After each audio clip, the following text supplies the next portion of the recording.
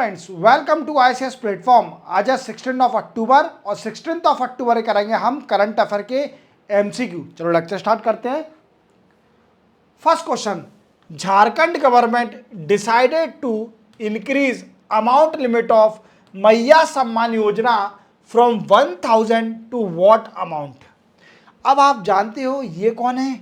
ये हैं हेमंत सोरेन। हेमंत सोरेन। और ये कौन है? ये है झारखंड के सीएम। झारखंड के सीएम। अब क्या है दोस्तों, झारखंड में इलेक्शन आने वाले हैं। झारखंड में इलेक्शन है, इवन डेट भी डिक्लेयर हो गई है, नवंबर में इलेक्शन है।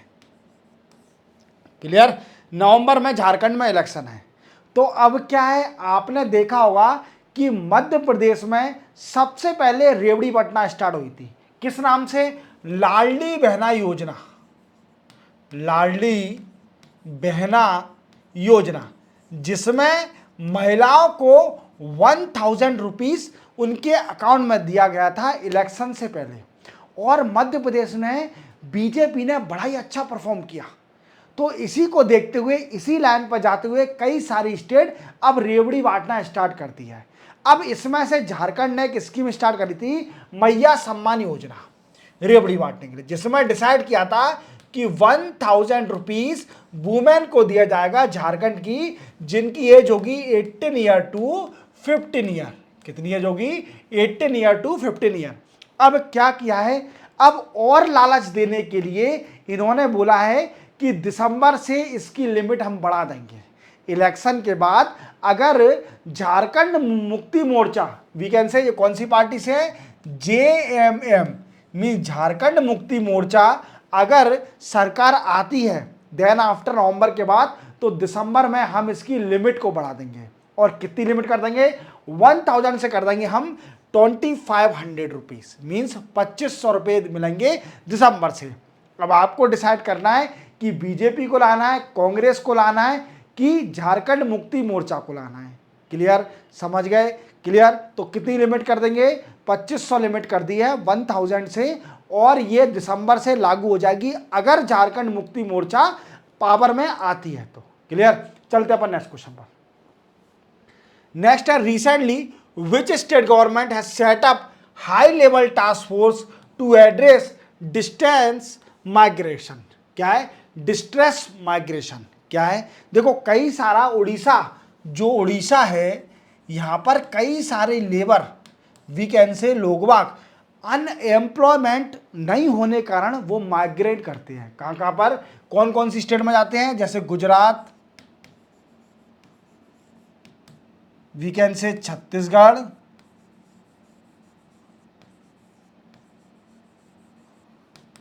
आंध्र प्रदेश,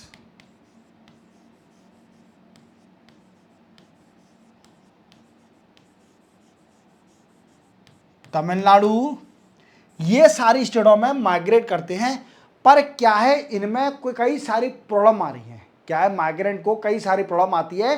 तो इस चीज की स्टडी करने के लिए उड़ीसा गवर्नमेंट ने एक कमेटी सेटअप करी है, high level task force setup करी है, अंडर लीडरशिप ऑफ किसके? केवी सिंह दियो इसको हेड करेंगे। क्या? केवी सिंह दियो साहब इसको हेड करेंगे इस हाई लेवल टास्क फोर्स में। और ये क्या स्टडी करेगी कि जो प्रॉब्लम है माइग्रेंट की, जो लोग बाग दूसरी स्टेट में, उड़ीसा के लोग बाग जो दूसरी स्टेट में जाके जॉब कर रहे हैं, उनकी क्या प्रॉब्लम है, उनकी प्रॉब्लम को सॉल्यूशन दिया जाएगा। We can say cause of problem क्या है और इसके सॉल्यूशन क्या होंगे। क्लियर? अब देखा जाए तो मोस्टली जो उड़ीसा की लेबर है वो काम करती है ब्रिक्स, मीन्स ईंट के भट्टे पर, कंस्ट्रक्शन साइट,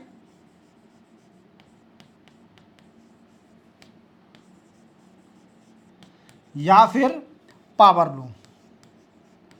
तो आप क्वेश्चन को मैंने आपको डिटेल में बताया है, बट आप इतना याद रखना कि high level task force setup करी है उड़ीसा गवर्नमेंट ने to check out the distress of migrant people in Orissa.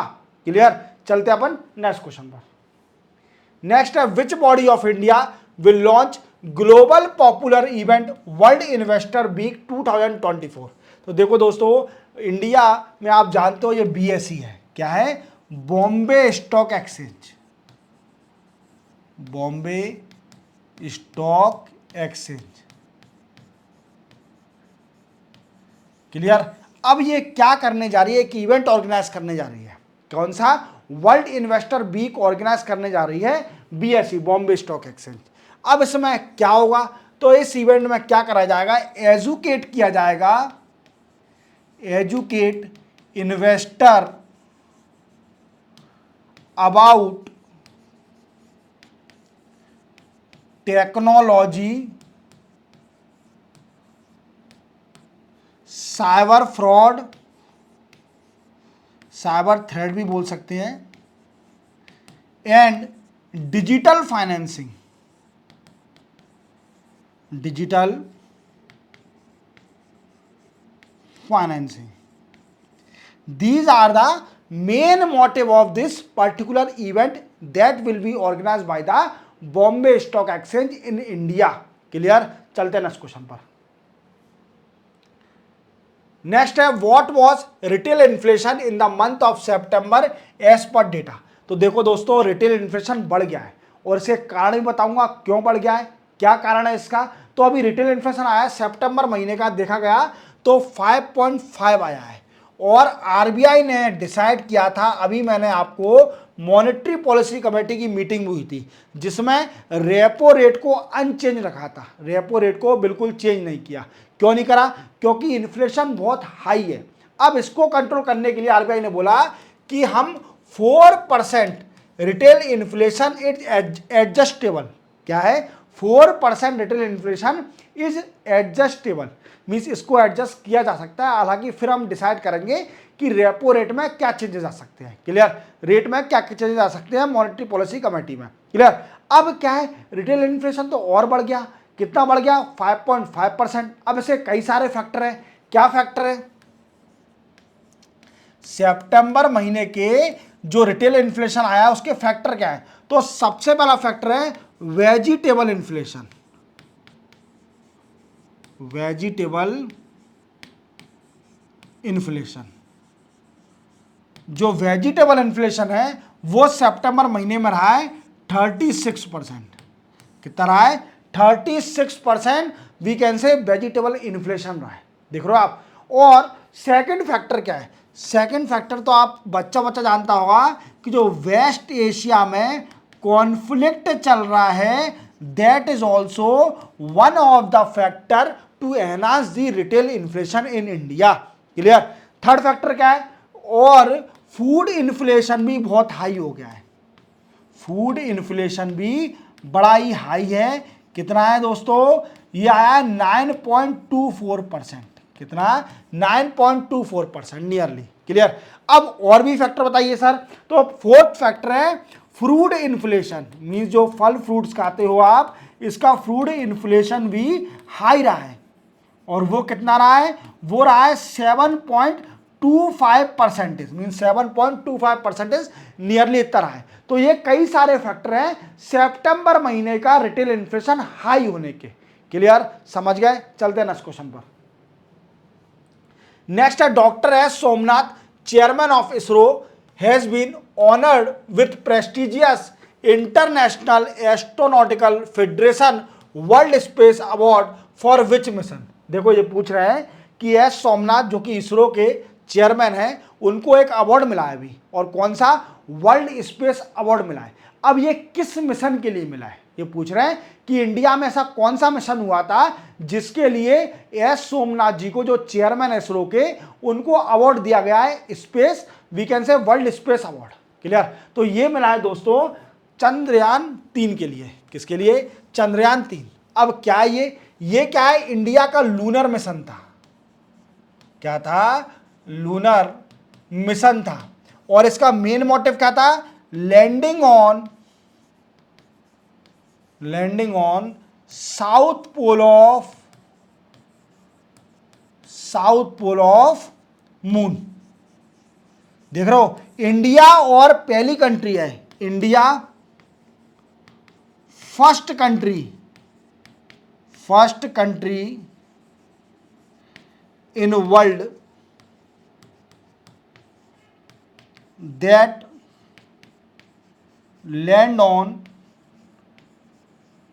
South pole of moon, जो कि लैंड करी है सक्सेसफुली साउथ पोल पर, इंडिया पहली कंट्री है। तो इसलिए एस सोमनाथ जी को अवार्ड मिला है world space award Chandrayaan 3 mission के लिए। तो याद रखना, बड़ा ही इंपॉर्टेंट क्वेश्चन है, very very very very important.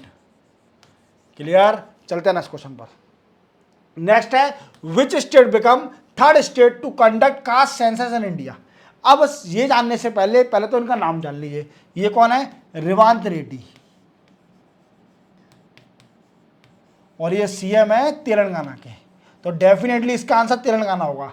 But मैं ये बताऊंगा कि 2 स्टेट कौन सी है। तो पहली है बिहार, जिसने कास्ट सेंसस किया था, बिहार। दूसरी है आंध्र प्रदेश। क्लियर? और तीसरी बन गई है तेलंगाना, जो कि कास्ट सेंसस करेगी इंडिया में। क्लियर? अब क्या है कि रेवंत रेड्डी की मैंने कल भी न्यूज बताई थी कि क्या करने जा रही है कि तेलंगाना पहली स्टेट बन गई है जिसने एक कमेटी सेटअप करी है to study the sub classification of the schedule caste. क्या करने के लिए? एक कमेटी सेटअप करी है तेलंगाना ने टू स्टडी सब क्लासिफिकेशन ऑफ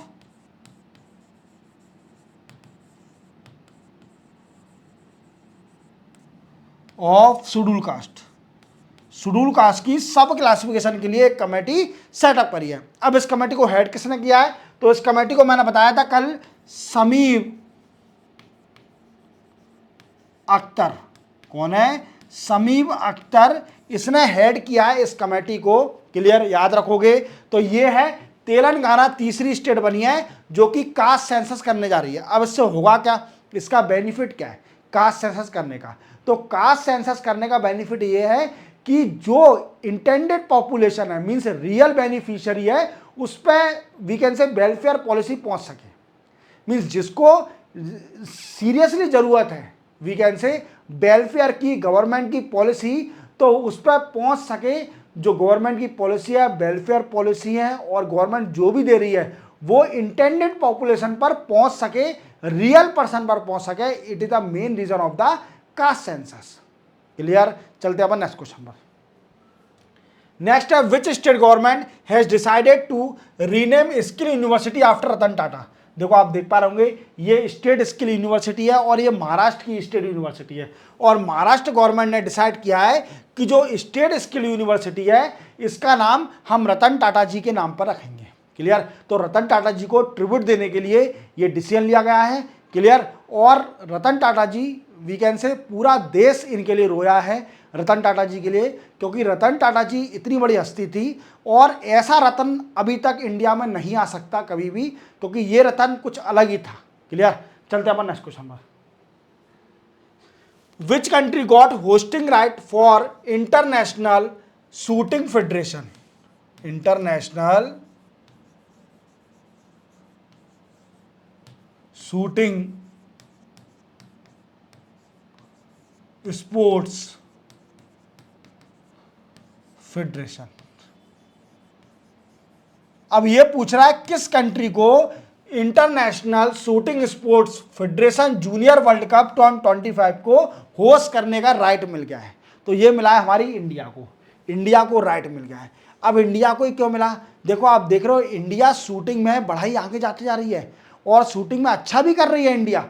ये पॉजिटिव पॉइंट है कि इंडिया शूटिंग में अच्छा कर रही है। और जो पेरू में हुआ था प्रीवियस जो जूनियर वर्ल्ड कप इस शूटिंग का, उसमें इंडिया ने अच्छा परफॉर्म किया था। तो इंडिया को मिलने का ये भी वन ऑफ द रीजन है। क्लियर? तो क्या है, इंडिया होस्ट करेगी 2025 का जूनियर वर्ल्ड कप शूटिंग का। क्लियर? चलते हैं ना इस क्वेश्चन पर। What is snooping scandal? क्या है दोस्तों? ये पूछ रहा है कि स्नूपिंग स्कैंडल क्या है। तो स्नूपिंग स्कैंडल क्या है? Illegal accessing private bank account. देखो क्या है कि अभी इन पर जो कि इटली की पीएम है जॉर्जिया मेलोनी, इनके ऊपर ब्लेम लगा हुआ है कि इनने कई सारे प्राइवेट बैंक अकाउंट के जो पॉलिटिशियन के हैं, जो बड़े बड़े लोग हैं, उनके प्राइवेट बैंक अकाउंट में एक्सेस किया है, इलीगली एक्सेस किया है बैंक से टायर अप करके। तो इन पर ये एलिगेशन लगाए और इसको एक नाम दे दिया स्नूपिंग स्कैंडल। क्या दे दिया? Snooping scandal. क्लियर? याद रखोगे। चलते हैं नेक्स्ट क्वेश्चन पर। Murine typhus is cause by what agent? ये पूछ रहे हैं। देखो मुरिन टाइफस ये बीमारी है और ये किस एजेंट से होती है? तो ये होती है बैक्टीरिया से। कौन सा बैक्टीरिया? बैक्टीरिया भी याद रखिए, रैक्टेशिया, वी कैन से रैक्टेशिया टाइफी। ये बैक्टीरिया से ये बीमारी हो रही है। अब ये न्यूज में क्यों है? क्यों इसलिए न्यूज में है क्योंकि 75 ईयर ओल्ड का 75 ईयर ओल्ड एक पर्सन फ्रॉम केरला स्टेट वो की रिटर्न आया था। कहां से? वियतनाम से। वियतनाम और कंबोचिया से। तो उसको ये बीमारी निकली। क्या निकली? ये बीमारी निकली और ये बैक्टीरिया बीमारी है। क्लियर? बैक्टीरिया से होती है। चलते हैं अपन नेक्स्ट क्वेश्चन पर। सिंपल है। Which state got first ranking in national water award 2023?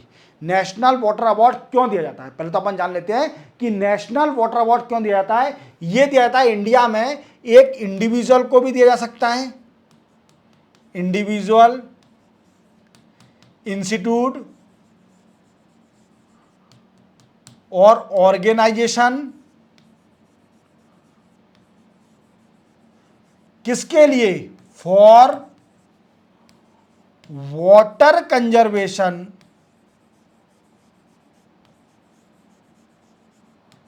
And management.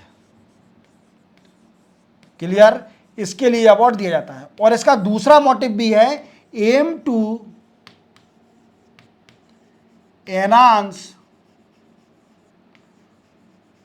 Awareness, aim to enhance awareness of water conservation,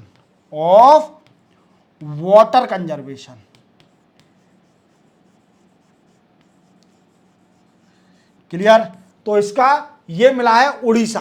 पहली स्टेट है जो फर्स्ट रैंक पे आई है, वो उड़ीसा स्टेट आई है in the work of water conservation and management. दूसरी कौन सी आई है सर? दूसरी है, फर्स्ट है उड़ीसा, सेकंड है यूपी, थर्ड है गुजरात और इसी के साथ पौंडीचेरी को भी मिला है अवार्ड। गुजरात के साथ ही थर्ड नंबर पर पौंडीचेरी भी आई है, यूनियन टेरिटरी भी गुजरात के साथ थर्ड नंबर पर। तो ये एक और चीज याद रखना, ये 2023 का अवार्ड है, 2024 का नहीं है। दिया 2024 में, पर ये अवार्ड 2023 का है। क्लियर? याद रखोगे तो कंफ्यूज मत हो जाना। 2024 और 23 में कंफ्यूज मत होना। पहली स्टेट आई है नंबर 1 पर Orissa in term of water conservation and management.